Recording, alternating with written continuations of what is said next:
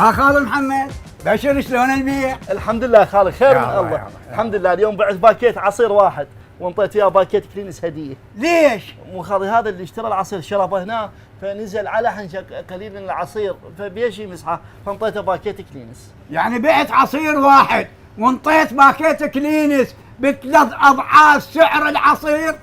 بس هو شنو خالي هو شرب العصير هنا ونسى الباكيت مال العصير، من يجي على الباكيت مال العصير انا اقول له اعطيني فلوس باكيت الكلينس. شلوني؟ وجا واحد راد شعريه بس ما بعت له. ليش ما بعت له شعريه؟ لان ما مكتوب عليها الشعر. بابا انا كاتب بظهرها. خالي بصراحه انا استحيت اباع ظهرها زحمه. شنو زحمه؟ مو بطل زيت كان واقف. خالو لا تخبرني، انا بعت القدامي والوراي على مود اكون هذا المحل. على كيفك خالي ما يخالف بس انا هم احتاج بعض من الوقت يعني على ما اتعود على المحل واحفظ الاسعار وهاي الامور. ايش قد تحتاج من وقت؟ على ما خسرك. شنو؟ يعني على ما احفظ الاسعار انا بس احفظ الاسعار اصير توب. عم اعطيني دادي. يا عمو بس خلي رضعه واعطيك دادي. نروح عمي روح مين اجيب لك دادي؟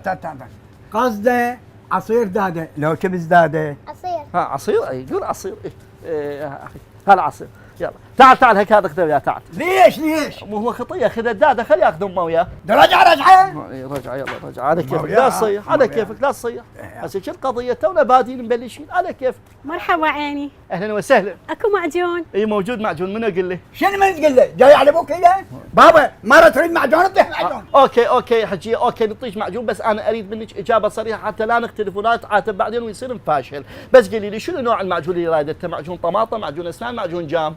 معجون طماطه. اذا اكتشف من جوابك حضرتك تردين تسوين مرقه. الله اكبر. هاي الحجيه بهذا العمر وهي خطيه تعبان تريد تسوي مرقه. بناتك يتزوجن اوكي عفارم عليك راحن يرجولتهن. شناينك وين؟ ها؟ نايمات للظهر والشغل مخلياته عليك، بس العتب مو عليه لا العتب على رجولتهن. بس انا اقول لك لا تهتمين، دعوة الام مستجابة، يلا ادعوا وياي، اللهم بهدل اولادها، اللهم دمر اولادها. ليش تدعي على ولدي؟ هو مو صوتكم، صوت اللي يشتري منكم. هاي انت استويت؟ مرة رادت معجون، انطيها معجون وخلاص. شنو هالمحاضرة هاي؟ مو انا بس يعني اعرف فدوة اريد رصيدي بالعشرة بس بسرعة اريد اخابر بسرعة. بس ليش تريدوا بالعشرة؟ خو ما بك شيء. ابوي متخربط وماخذينه المستشفى واريد اخابر اخوي يعطيني خبر عنه ما بسرعة يخالف بس اقول لك تعال من ذاب بفلوسك وصار في فلوس وراك فاتحة. يا ابوي انت استويت راح تجلطني، انت بهاي طريقتك راح تخسرني. شو القضية خالد؟ مو تونا بعنا لك دادة بربع. شنو؟ هاك هذا شنو؟ هاي استقالتي.